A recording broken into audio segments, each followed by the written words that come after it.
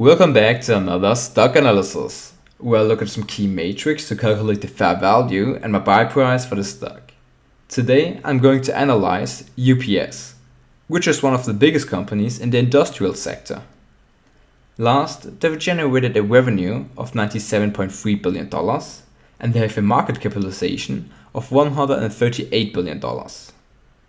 The revenue of UPS can be divided into three main segments, which are US domestic package with 62%, international with 20%, and supply chain solutions with 18%. Regarding the geographical diversification of the company, it is informed that 76% of the revenue is made in the US and the last 24% comes from international sales.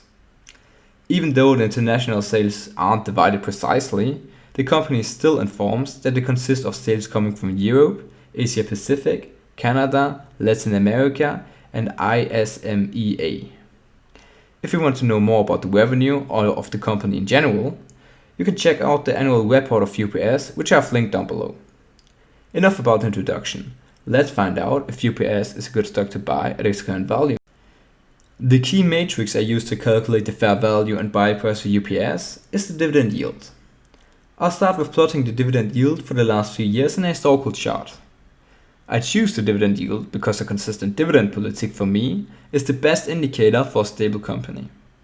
Additionally, a steady dividend payout helps to stabilize my portfolio and it makes it easier to rebalance my positions. To create some sort of signal line, I take the 5 years moving average of the dividend yield and plot it in a chart.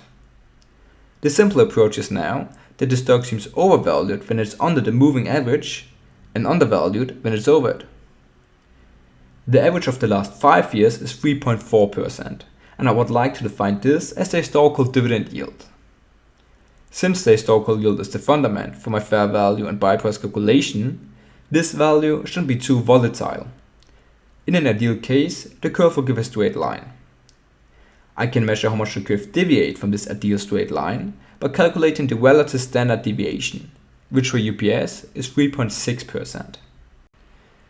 The starting point for my weighting model is the just calculated historical dividend yield of 3.4%. To the historical yield, I add a marginal safety of 25%.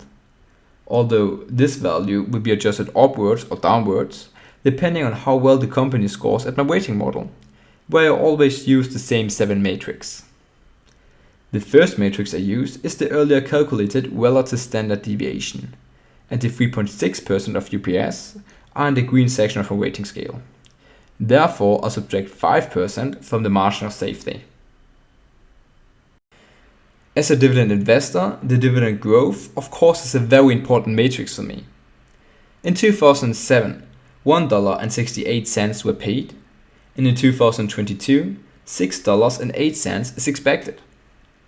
UPS has paid and increased the dividend for 12 consecutive years, which makes them a dividend contender. In the last 5 years, the average dividend growth was 12.9%.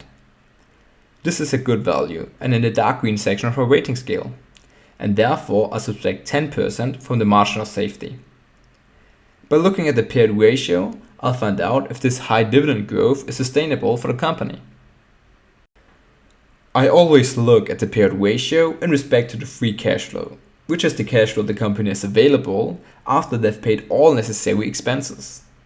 In consequence, this is in theory the money the company has available to pay the dividend without damaging their position in the market.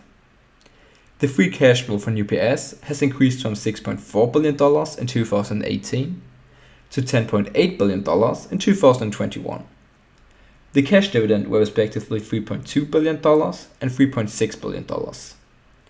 The average payout ratio thereby becomes 51%. This value is in the yellow section of our rating scale, and therefore the marginal safety doesn't change. Next, I'll take a look at the debt situation. The company has a debt of $11.7 billion and have $10.3 billion in cash. When the cash gets subtracted from the debt, and this value then gets divided by the EBITDA, the debt to equity ratio is found. The EBITDA is currently at $16.1 billion, which leads to a debt to equity ratio of 9%. This matrix tells us that the company could pay off the whole debt in no time if they wanted to. This matrix is also inside the green section of our rating scale, and therefore I'll subtract 5% from the marginal safety. And if the goal of an investment is to buy and hold the stock for decades, it is important that the financials of the company are sustainable. And for this reason, I have plotted the revenue over the last few years in a chart. It can be seen that the revenue has increased from $65.9 billion in 2017 to $97.3 billion in 2021. This gives an average growth of 10.2%. Likewise, the EBIT increased from $8.3 billion to $13.1 billion, which leads to an EBIT growth of 12.1%. Now that we have the revenue and the EBIT, we can calculate the margin by dividing these two numbers. In the year 2017, the margin was 12.6%, and in the year 2021, the margin increased to 13.5%, which overall gives a margin growth of 1.7%. On my rating scale, the EBIT growth is in the dark green section, which gives minus 10%. And for the margin growth of 1.7%, I'll subtract 5% from the marginal safety as well. The last thing I'm looking at is the potential yield on cost. This matrix tells how great a potential investment in UPS would be and what annual income I could expect in a few years. UPS has a dividend yield of 3.7% and a dividend growth rate of 12.9%. I assume that the dividend gets fully reinvested at the same conditions. But I'll subtract 15% from every dividend payment because there are 15% withholding taxes for stocks from the US. After 5 years, the yield on cost would be 8.7%, after 10 years it would be 24.8%, and after 15 years it would be 101%. I only calculate the potential yield on cost for the coming 15 years because of the natural uncertainty of this matrix. And yield on cost of 101% after 15 years is in the dark green section of our rating scale, and therefore I'll subtract 10% from the marginal safety. Now that I have collected every adjustment to the marginal safety, I can calculate the final marginal safety for the company. To summarize, I'll subtract 5% for the relative standard deviation, 10% for the dividend growth, 5% for the debt, 10% for the EBIT growth, 5% for the margin growth, and finally 10% for the potential yield on cost. The final marginal safety thereby becomes minus 20%. By adding the marginal safety to the historical dividend yield, I can calculate the desired dividend yield, which for the stock is 2.43%. By a current dividend of $6.08, the buy price for the stock thereby becomes $250. Now, if I wouldn't add a marginal safety to the stock price, but only want to achieve the historical dividend yield, I can calculate the fair price of the stock, which for UPS is $200.